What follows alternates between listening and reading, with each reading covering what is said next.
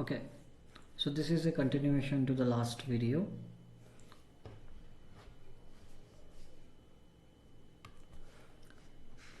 So if you retain the bill until the due date and the bill got dishonored, so what do you write in the books of drawer and what do you write in the books of drawee?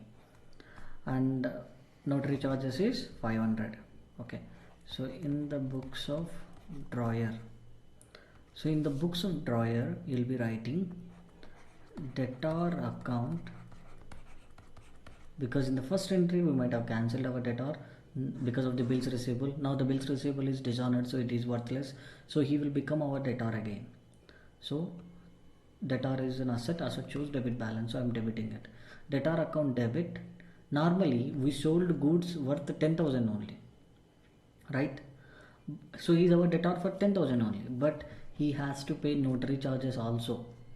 So he will become our debtor for 10,500. We are supposed to realize from him, normally according to our example Raj.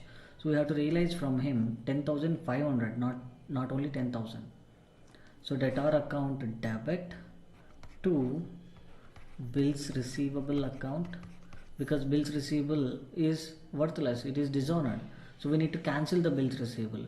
Previously you might have debited, now credited.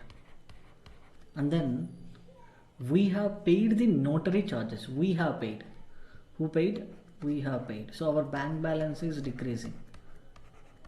So drawer paid the notary charges. So our bank balance is decreasing. See, notary charges is not expenses for us, right? It is expenses for the drawee, not for us, because anyway we are going to get back from the drawee. So here we are increasing the amount, right? We are increasing the debtor amount. So it's like we are decreasing one asset, which is bank balance, and increasing one asset, which is debtor. So that is not expenses for us. Then what do you write in the books of drawee? What do you write in the books of drawee? Okay. In the books of drawee, when the bill is dishonored, what do you write? You'll be writing bills payable account, because bills payable is liability. Liability shows credit balance.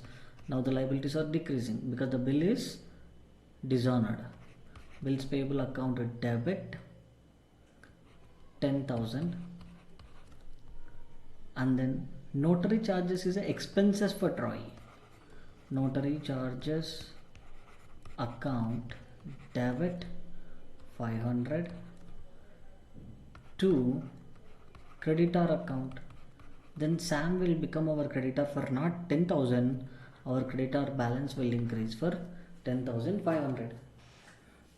Okay, so these are the general entries we will write when if you retain the bill until the due date and then the bill got dishonored.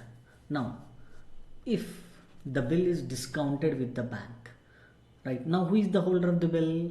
Holder of the bill is bank, because when we discount a bill with the bank, we have given that bill to the bank, right? Then the bank will become the holder of the bill. What is the rule here? The holder of the bill has to pay to the notary charges. Okay, let's draw a scenario here. So here Sam is the drawer and then Raj is the drawee, right? And then Sam discounted bill with the bank, and then bank will become holder of the bill. Okay, so on the due date, bank will go to the Raj to collect the money. As usual, Raj dishonored the bill. He didn't pay the money. So then bank paid the notary charges, assuming that the notary charges is 500. Okay, now normally what is the general entry you will write when discounted bill dishonored? You will write debtor account debit. Here,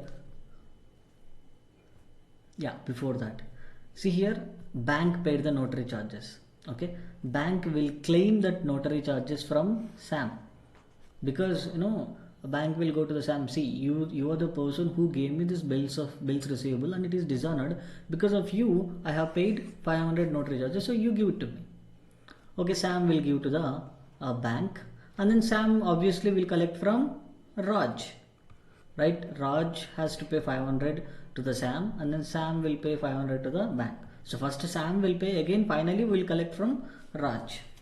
Okay, so we will make our drawee as our debtor for 10,500, and then we have to pay to the bank normally 10,000, because probably bank would have paid only 9,500, right? If you remember the example which we have discussed in the last video, because bank has to get some profit, right? 500 rupees discounting charges.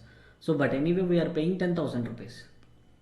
Okay, because if the bill is dishonored, Sam only has to pay the money to the bank. So we are paying 10,000 rupees, but including notary charges, it will become 10,500. We need to pay to the bank 10,500. Okay, this includes notary charges.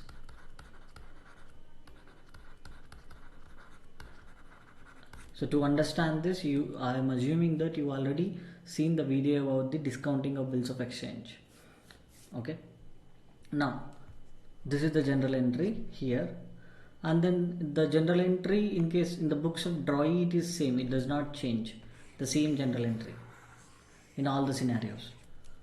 Then if it is an endorsed bill, okay, if the bill is endorsed,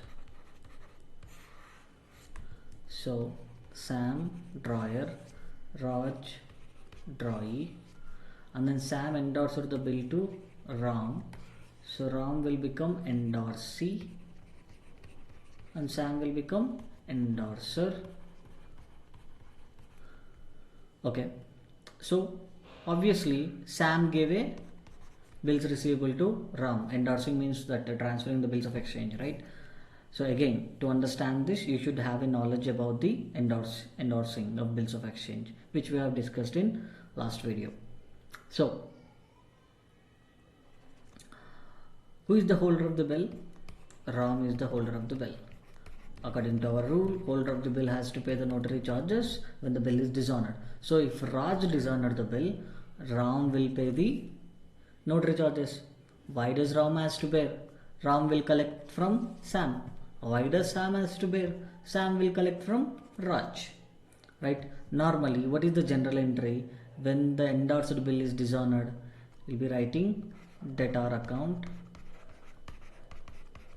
debit 10,500. See, here we are collecting the notary charges from Raj. Raj is our debtor. To creditor account, we are making Ram as our creditor account. See, I am assuming that you already know this endorsed. When you endorse the bill, when the endorsed bill is dishonored, you should be knowing the general entry. Okay, for that watch the previous videos. Debtor account debit to creditor account. Now Ram will become our creditor for 10,500. Okay, so these are the scenarios, and from the next video we're gonna start solving problems. Thank you, bye.